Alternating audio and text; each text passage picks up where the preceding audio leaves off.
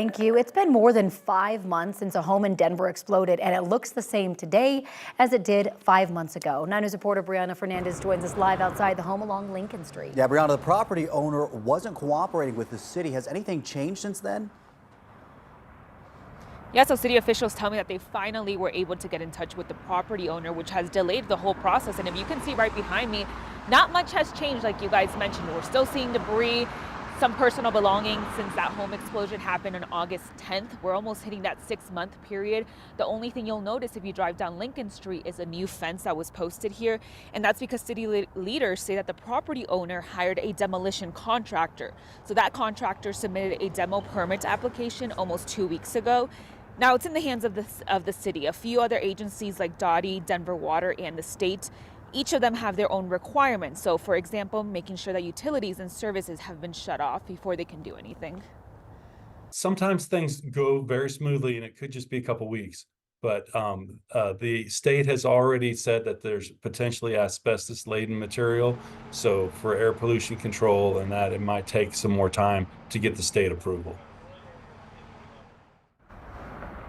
Yeah, so a lot of agencies are involved. Once they sign off and approve that and meet all their requirements, then they can move forward. So the city says we can be looking at a couple of weeks, maybe months, until they can do anything out here right along Lincoln Street.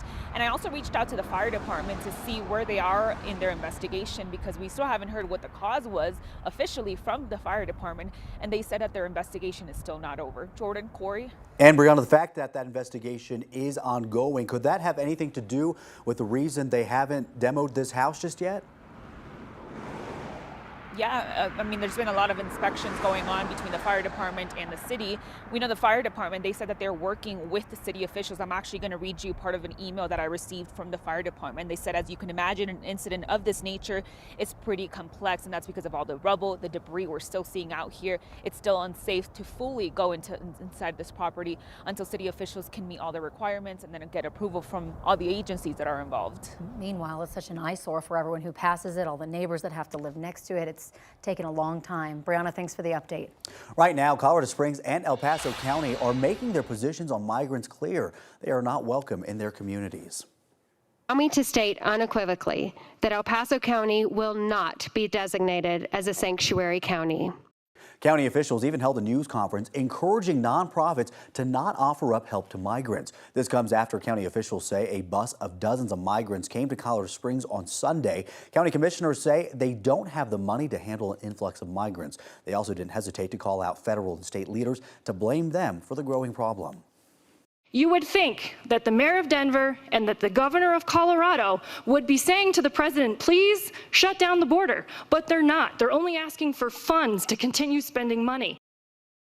Denver, the city says that the number of migrants to arrive to the city on Wednesday is more than double that from the day before. Those 71 new arrivals adds to the ever-growing number of migrants as Denver's warm welcome may be running out along with funding. The city plans to start moving migrants out of shelters on Monday. In all, advocates say that will impact 743 families. Denver officials say they won't allow people to camp on the streets, adding they will try to intensify their outreach efforts. But city council members worry that the cycle will continue pushing migrants in and out of shelters and in and out of homelessness.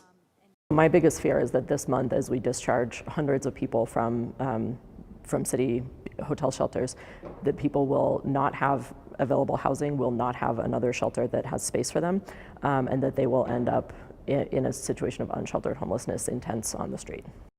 Advocates have suggested Denver close the city for a while, though Mayor Johnston says that's difficult to do. He also said the city would not use, quote, cruelty to stop migrants from coming here, things like razor wire fences seen in Texas. Right now, we're 1 week from the U.S. Supreme Court hearing Colorado's case for removing former President Trump from the primary ballot. And new this morning, Colorado's Secretary of State has asked the High Court to back our state court's decision. Jenna Griswold, a Democrat, filed the brief Wednesday. She defended the state's process for determining whether candidates are eligible. The brief said Colorado, quote, should not be forced to include a candidate found by its courts to have violated his oath. The case cites the 14th Amendment, which says anyone who's engaged in an insurrection cannot hold federal office. Meanwhile, a group of U.S. Capitol Police filed their own plea with the Supreme Court. They say justices should reject Trump's argument that his speech on January 6, 2021 was constitutionally protected. The officers were among those defending the Capitol that day. They say the former president's instructions were, quote, the kind of speech that is excluded from the First Amendment's protections. That same group of officers sued Trump back in 2021. That lawsuit is still moving through the courts. Right now, we're going to take a live look at our nation's capital. While Congress can't get their act together on immigration, the House did manage to agree on something that could help millions of parents. New this morning, a bill is on its way to the Senate that includes a temporary expansion of the child tax credit. The bill passed the House with support from both parties. It would mainly benefit lower-income families who could claim more of the credit. Those households with more than one child will get the same credit for each child, just like those families with a higher income. Starting this year, the credit will be adjusted for inflation. That's expected to bump the maximum credit up to $2,100. The new provisions would last through 2025.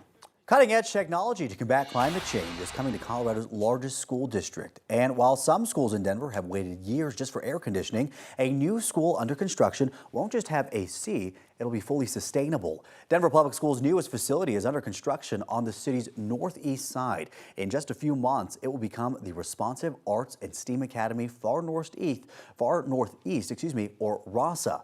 It will be the district's first all-electric school building and one of the first all-electric schools in Colorado. Everything from the heating and cooling system to the kitchen will be all electric. Classrooms will have daylight windows to maximize light. Our DPS planning and design department wanted RASA to be a model for schools that we build into the future. Students led the way, helping the district create a climate action plan that eventually led to RASA. Construction is expected to wrap up in June in time for the next school year. Colorado has rules about when wolves should be killed, but some ranchers actually think they need to be clarified. A North Park rancher asked for 2 wandering wolves from Wyoming to be killed, and the state said no. In a little more than 2 years, Don Gittleson has had 7 of his animals killed or injured by wolves. This calf got bit in December and continues to recover. He's not the only rancher. The North Park Stock Growers Association says wolves have attacked 20 animals. After Gittleson's calf got bit, he asked the state to kill 2 wolves because of chronic depredation. That's when a wolf kills so much livestock, states put it down. Colorado's wolf management plan does not define chronic depredation. Gittleson thinks politics led to Parks and Wildlife's decision. Did it surprise me that they didn't want to do anything? No, it didn't surprise me. Why is that? Yeah, why not? Governor, first gentleman. Coming up on 9 News 4 p.m. The changes some state lawmakers want Colorado's Parks and Wildlife to make. New this morning, almost 80 dogs are now safe after a huge rescue effort. NOCO Humane says that someone in Lyons was running an unlicensed pet facility for more than a year.